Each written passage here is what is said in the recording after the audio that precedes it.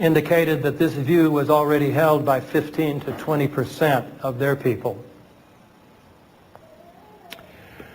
Religious people who take the moral principles of their religious tradition seriously will probably have very different attitudes about the American empire, depending on which of these four views they hold. If they accept the official view, according to which America was the innocent victim of evil terrorists, then it is easy for them to think of America's so-called war on terror as a just war. This was the position taken by Jean Bethke Elshtain, a professor of ethics at the University of Chicago's Divinity School, in a book called Just War Against Terror. From this perspective, the war on terror has nothing to do with imperial designs.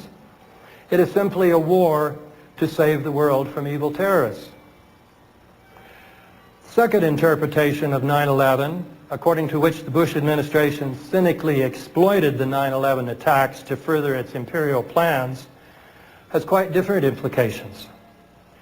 Although it thinks of the attacks as surprise attacks, planned entirely by external enemies of America, it regards these attacks as blowback for injustices perpetrated by U.S. imperialism. This second view typically regards the American response to the attacks of 9/11 as far worse than the attacks themselves. They've already led to hundreds of thousands of deaths. This interpretation of 9/11 would lead people who take their religion's moral principles seriously to support a movement to change U.S. foreign policy.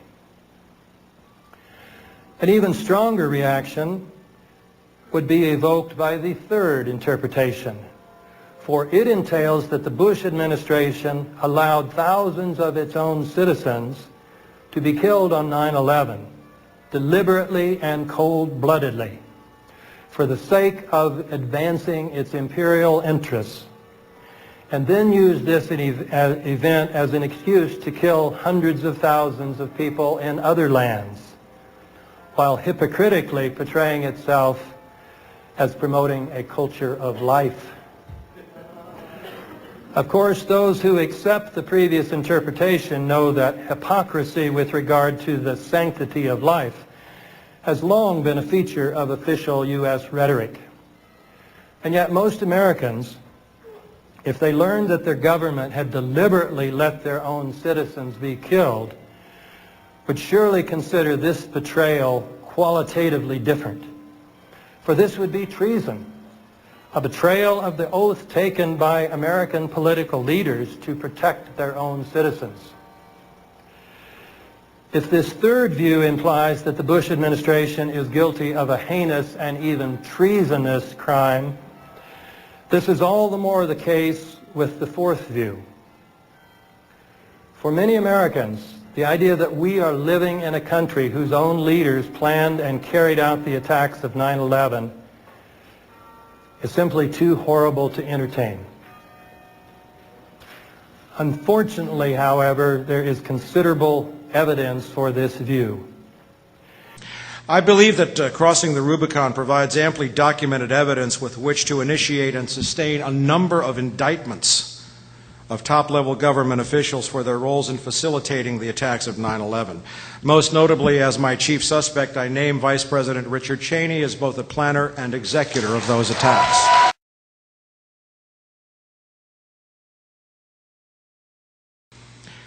For me, the pivotal evidence, absolutely demonstrating direct government complicity in and management of the attacks, was found in a number of undisputed yet virtually unaddressed war games that I have shown were being conducted, coordinated, and or controlled by Vice President Dick Cheney or his immediate staff on the morning of September the 11th. The names of those war games are known to include Vigilant Guardian, Vigilant Warrior, Northern Guardian, Northern Vigilance, and Tripod 2. As Chopper 4 emerges from the smoke above the North Tower, its white belly becomes visible from another camera angle near the church on the other side of the building. Is this a genuine New York Police Department air-sea rescue chopper that simply decided not to rescue anyone? Or is it participating in the Tripod Emergency War Game exercise FEMA started running September 10th at the World Trade Center from the Port Authority headquarters, Pier 92, and being ordered not to rescue anyone? There is a possibility that Northern Guardian is a duplicate name, but the remaining exercises are indisputably separate events with different objectives. All have been reported by major press organizations relying on undisputed quotes from participating military and FAA personnel. They have also been confirmed by NORAD press releases. All, except for Northern Vigilance and Tripod 2, had to do with hijacked airliners inside the continental United States, specifically within the Northeast Air Defense sector or needs, where all 4 9/11 hijackings occurred. According to a clear record, some of these exercises involve commercial airline hijackings. In some cases, false blips or injects were deliberately inserted onto FAA and military radar screens, and they were present during at least the first attacks. Excuse me. This effectively paralyzed fighter response, because with only 8 fighters available in the region, there were as many as 22 possible hijackings taking place. Other exercises, specifically Northern Vigilance, had pulled significant fighter resources away from the Northeast U.S. just before 9/11 into northern Canada and Alaska. In addition, a close reading of key news stories published in the spring of 2004 revealed for the first time that some of these drills were live fly exercises, where actual aircraft, likely flown by remote control, were simulating the behavior of hijacked airliners in real life. Now I ask all of America and the people of the world, where's your line in the sand? I'm a patriot trying to defend this country from the real terrorists who have damaged and changed our country. I am asking the same questions that the widows and orphans, parents and friends of the victims of 9/11 are asking and have not had answered by either the 9/11 Commission nor by any real investigation to the mass murders that 66% of New Yorkers want investigated. Okay, Jimmy. I'll say it again. Why are they hiding from us? What are they hiding from us? And what's it going to take until people in this country give a damn and do something about it? America has been hijacked.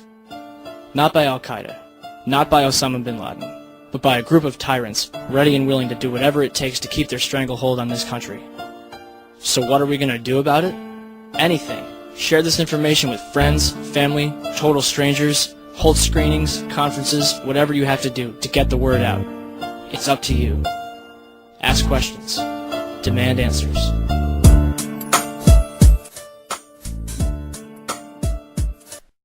We could use our technology to build beautiful cities for ourselves with advanced train systems, but we need better governments and better news reporters. And the last one, do 9/11 widows fully accept as true the 9/11 Commission report? No. On that, thank you for an easy question, and I think I think I can say safely that in the future you will see some of the 9/11 family members becoming more outspoken than they've been in the past. Is it luck that aberrant stock trades were not monitored? Is it luck when 15 of visas are awarded based on incomplete forms? Is it luck when emergency FAA and NORAD protocols are not followed? Is it luck when a national emergency is not reported to top government officials on a timely basis? To me, luck is something that happens once. When you have this repeated pattern of broken protocols, broken laws, broken communication, one cannot still call it luck. And as other speakers have said, they knew the American people wouldn't stand for it, and they said so in their documents. And they said, unless there's that new Pearl Harbor. Well, 9/11 did supply that, and we've been lied to not only about the war, but about 9/11 itself.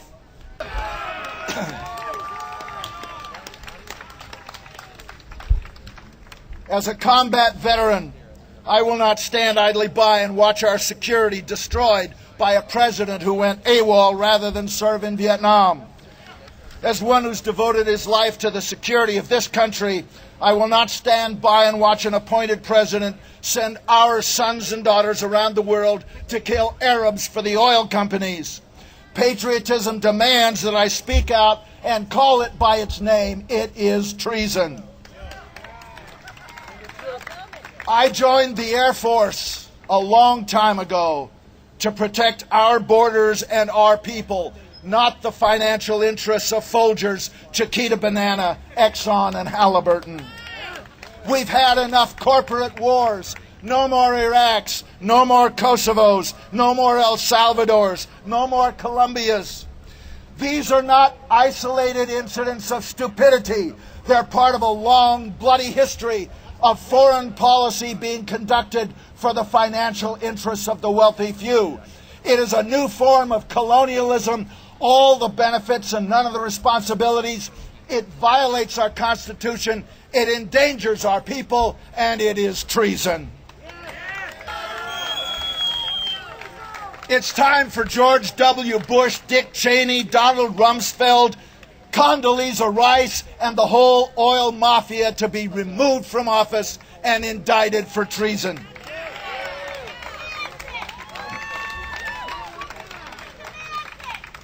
We owe it to the men and women serving in Iraq to end the occupation, restore our credibility and honor, and bring them home. And it could be done. If we had a president who would go to the UN and say, we made a horrible mistake, it was wrong, and we make you 3 commitments. 1, we give up all rights to Iraqi oil. 2, we give up all rights to the rebuilding contracts. If Halliburton wants a contract from you, they have to bid on it like everybody else. And they have to hire Iraqis to do the work for a change. Number 3, we give up all rights to those 14 permanent military bases we're building in Iraq at this time.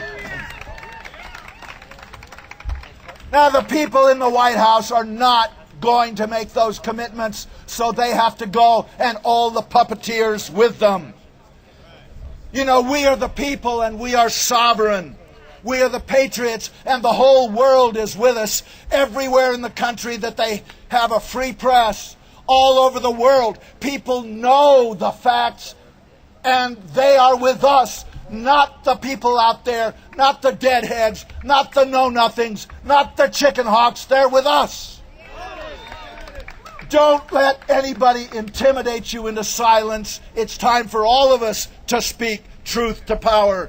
Our sons and daughters are being killed. They're being maimed by the tens of thousands. They're being poisoned by depleted uranium by the hundreds of thousands. Their children are being born with birth defects, horrible birth defects at an alarming rate. We're being lied to about all of that as well. Our sons and daughters in uniform are being dehumanized, emotionally damaged, psychologically destroyed. They're being made not just to kill, but to hate. Those who return are prone to domestic violence, divorce, and suicide. The lies, the killing, and the destruction of our young sons and daughters must not continue. We must end it. Patriotism demands that we speak truth to power and that we support what's left of our troops by bringing them home now. Together we can do it. We can get the truth out there to the American people. We're on the verge. We've got half the people with us. We've got to go after the other half. And together we can take back our country and get the liars the heck out of there. God bless America, and God grant us regime change in Washington, D.C. Thank you very much. I will close with the observation that insofar as Americans participate in this anti-imperial movement, their activities will be deeply patriotic because they will be seeking to call our nation back to its moral ideals.